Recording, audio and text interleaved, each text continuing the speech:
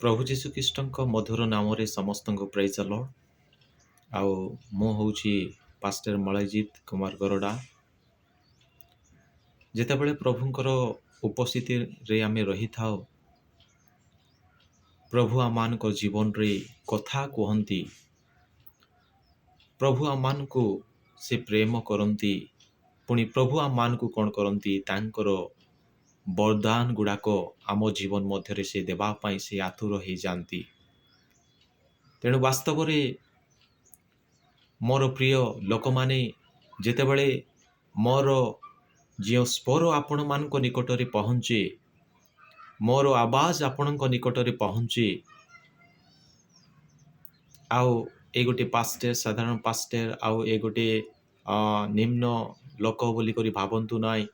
ଯେତେବେଳେ ଯେଉଁ ବାଣୀ ଆପଣଙ୍କର ଜୀବନରେ ହୃଦୟରେ ସ୍ପର୍ଶ କରେ, ଆପଣ କ'ଣ କରନ୍ତୁ, ଆଉ ସେ ଜୀବିତମୟ ପରମେଶ୍ୱର ଖୁଦାବନ କ'ଣ କରନ୍ତୁ, ଆହ୍ୱାନ କରନ୍ତୁ, ସେ ନିଶ୍ଚୟ ଆପଣଙ୍କର ଜୀବନରେ ଆସିବା ପାଇଁ ଚାହାନ୍ତି। ଯେତେବେଳେ 2000 ବର୍ଷ ପୂର୍ବେ ଯୀଶୁଖ୍ରୀଷ୍ଟ ଆମ ସଙ୍ଗରେ ଥିଲେ, ଆଉ ଛାଡ଼ିଗଲା ପରେ, ଆଉ ତା ପୂର୍ବରୁ କହିଥିଲେ, ନା, ତୁମମାନଙ୍କୁ ଅନାଥ କରି ଯିବି ନାହିଁ, ତୁମମାନଙ୍କୁ ଅନାଥ କରି ଯିବି ନାହିଁ, ଆପଣମାନଙ୍କ ପାଇଁ ଗୋଟେ ସାହାଯ୍ୟକାରୀଙ୍କୁ ମୁଁ ପଠେଇବି ବୋଲି ସେ କହିଲେ। ଆଉ ସେ ସାହାଯ୍ୟକାରୀ ଆଉ କେହି ନାହାନ୍ତି, କୌଣସି ବ୍ୟକ୍ତି ନାହାନ୍ତି, ସେ ହେଉଛନ୍ତି କିଏ? ପବିତ୍ର ଆତ୍ମା। ଯେତେବେଳେ ପବିତ୍ର ଆତ୍ମା ବିଷୟରେ ଯଦି ଚିନ୍ତା କରିବା, ପବିତ୍ର ଆତ୍ମା କ'ଣ? ପବିତ୍ର ଆତ୍ମା କେଉଁ ଜାଗାରେ ଆସିଥାନ୍ତି? ପବିତ୍ର ଆତ୍ମା କାହା ମଧ୍ୟରେ କଥା କହନ୍ତି? ସେ ବିଷୟକୁ ମଧ୍ୟ ଆମେ ଟିକେ ଆଲୋଚନା କରିବା। ବାସ୍ତବରେ ବାଇବେଲରେ ଯେତେବେଳେ ଆମେ ଦେଖିବା, ସେଇ ଜାଗା ମଧ୍ୟରେ ଗୋଟେ ବିଷୟ ଲେଖାଯାଇଛି। ଜହନ 14 ପର୍ବର 16-17 ଲେଖାଯାଏ, ଆଉ ମୋ ପିତାଙ୍କୁ ଅନୁରୋଧ କରିବି, ପୁଣି ତୁମମାନଙ୍କର ସାଙ୍ଗରେ ଚିରକାଳ ରହିବା ନିମନ୍ତେ ସେ ତୁମମାନଙ୍କୁ ଆଉ ଜଣେ ସାହାଯ୍ୟକାରୀଙ୍କି ଅର୍ଥାତ୍ ସେଇ ସତ୍ୟମୟ ଆତ୍ମାଙ୍କୁ ଦେବେ। ଜଗତ ତାହାକୁ ଗ୍ରହଣ କରିପାରେ ନାହିଁ, କାରଣ ଜଗତ ତାହାକୁ ଦେଖେ ନାହିଁ କିମ୍ବା ଜାଣେ ନାହିଁ। ତୁମ୍ଭେମାନେ ତାହାକୁ ଜାଣ, କାରଣ ସେ ତୁମମାନଙ୍କ ସାଙ୍ଗରେ ଥାନ୍ତି, ପୁଣି ସେ ତୁମମାନଙ୍କର ଅନ୍ତରରେ ରହିବେ। 18 ପଦରେ ଲେଖାଯାଏ, ମୁଁ ତୁମମାନଙ୍କୁ ଅନାଥ କରି ଛାଡ଼ିଯିବି ନାହିଁ, ମୁଁ ତୁମମାନଙ୍କ ନିକଟକୁ ଆସୁଅଛି। ବାସ୍ତବରେ ପ୍ରଭୁ ସେ ମହାନ ଅଟନ୍ତି, ଯେ ଆମମାନଙ୍କୁ କେବେ ମଧ୍ୟ ସେ ଅନାଥ କରି ଛାଡ଼ି ଯିବେ ନାହିଁ। ବେଳେବେଳେ ଆମେ ଚିନ୍ତା କରିଥାଉ ଯେ ମୋ ସଙ୍ଗରେ କିଏ ଅଛନ୍ତି?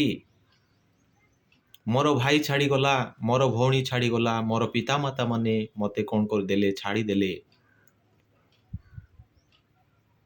ବାଇବେଲ କହୁଅଛି, ଜଗତ ତାହାକୁ ନେଇକି ଚିହ୍ନି ପାରେ ନାହିଁ, ଜାଣିପାରେ ନାହିଁ, ଘୃଣା କରି ସବୁବେଳେ। କାରଣ ଯେଉଁମାନେ ସତ୍ୟ ବିଷୟରେ, ନ୍ୟାଯ୍ୟ ବିଷୟରେ, ଉତ୍ତମ ବିଷୟରେ ଆଉ ଚାଲନ୍ତି, ସେଇ ସତ୍ୟମୟ ଆତ୍ମା କ'ଣ କରିବେ? ତାଙ୍କର ଜୀବନ ମଧ୍ୟରେ ସେ ପ୍ରବେଶ କରିବେ। ବାସ୍ତବରେ ପ୍ରଭୁ ଯେ ଆମମାନଙ୍କୁ ଦେଖନ୍ତି, ଯେ କେଉଁ ଜାଗା, କେଉଁ ସ୍ଥାନ, କେଉଁ ଗୃହ, କେଉଁ ଆଉ ନାକି ନୋଟିଫିକେସନ୍, କେଉଁ ଲୋକେସନ୍ ଆଉ ନାକି ଭଲ ଅଛି, ଆଉ ସେ ଆତ୍ମା ତାଙ୍କର ଆତ୍ମାକୁ କ'ଣ କରନ୍ତି? ସେଇ ଜାଗା ମଧ୍ୟରେ ସେ ରୋପଣ କରନ୍ତି। ତେଣୁ ଗୋଟେ କଥା ମୁଁ କହିବି ଆପଣଙ୍କୁ, ଯେତେବେଳେ ପ୍ରଭୁଙ୍କର ଆଉ ଉପସ୍ଥିତିରେ ଆମେ ରହୁଅଛୁ, ପ୍ରଭୁଙ୍କୁ ଆମେ ଆରାଧନା କରୁଅଛୁ, ଏ ଜଗତର ମେଣ୍ଟାଲିଟିକୁ ଆମେ ପୃଥକକରଣ କରିବାର ଅଛି। ଜଗତର ଚିନ୍ତାକୁ ଆମେ ପୃଥକକରଣ କରିବାର ଅଛି। ତେବେ ଯାଏ ସେଇ ପବିତ୍ର ଆତ୍ମା, ଈଶ୍ୱରଙ୍କର ସାହାଯ୍ୟକାରୀ ଆତ୍ମା ଆମ ଜୀବନରେ ଆଉ ସେ ପଦାର୍ପଣ କରିବେ। ପ୍ରିୟମାନେ, ଏ ଆତ୍ମା ପାଇବା ଲୋକ ସମସ୍ତେ ପାଇବେ ନାହିଁ। ଯେମାନେ ତାଙ୍କର ଏ ହୃଦୟକୁ ସଚୋଟ ପୁଣି ପବିତ୍ର ଭାବରେ ଆଉ ନାକି ରଖିବେ, ତେବେ ସେଇ ସ୍ୱର୍ଗର ପବିତ୍ର ଆତ୍ମା କ'ଣ କରିବେ? ଆମ ଜୀବନରେ ସେ ଓହ୍ଲେଇ ଆସିବେ। ଲୋକମାନେ ଚିନ୍ତା କରନ୍ତି जे आत्मा द्वारा एमाने केमती परिचालित होउछंती, आत्मा द्वारा केमती से माने आ दर्शन देखुछंती, आत्मा द्वारा केमती भाववाणी कथा कहउछंती बोली करी अनेक लोक आ नाकि चिंता करंती। मात्र आओ आम प्रथम रे जदि आमानकर अंतकरण आ नाकि मलिनता रहे, जदि आमानकर हृदय जदि गोटे दुर्गंध मध्यरे परिपूर्ण हेई थाए, तेबे से आत्मा पवित्र आत्मा आमानक जीवन रे आसीबे नाही। जदि आमे सबुबेले प्रभुंकर आराधना सचोट मनरे पवित्र मनरे जदि आराधना करिबु, तेबे से आत्मा रूपी परमेश्वर आपणकर आ मो जीवन रे आसीबा पाई कोन करिबे, इच्छा प्रकट करिबे। तेणु वास्तव रे ए आत्मा आउ नाकि जेतेबेले आम जीवन रे अधिष्ठान करिबे, आउ आमे माने कोन हेबा शक्ति प्राप्त हेई आमे प्रभुंकर कार्य करिबा पाई, आउ आमर प्रार्थना द्वारा रे आउ कोन हेबो बुधात्मा समस्त विषय परित्याग करिबे और रोग चिंगाई हेबो, आउ अद्भुत चिन्ह चमत्कार हेबो। सेथि पाई प्रभु जीशुंक नाम रे आमे कोन करिबा, स्वच्छ मनरे परिष्कार मनरे प्रभु जीशुंको आमे आदर करिबा। से सैन्याधिपति सदा प्रभु तांकर साहाय्यकारी अर्थात पवित्र आत्मा को आम जीवन रे देबे।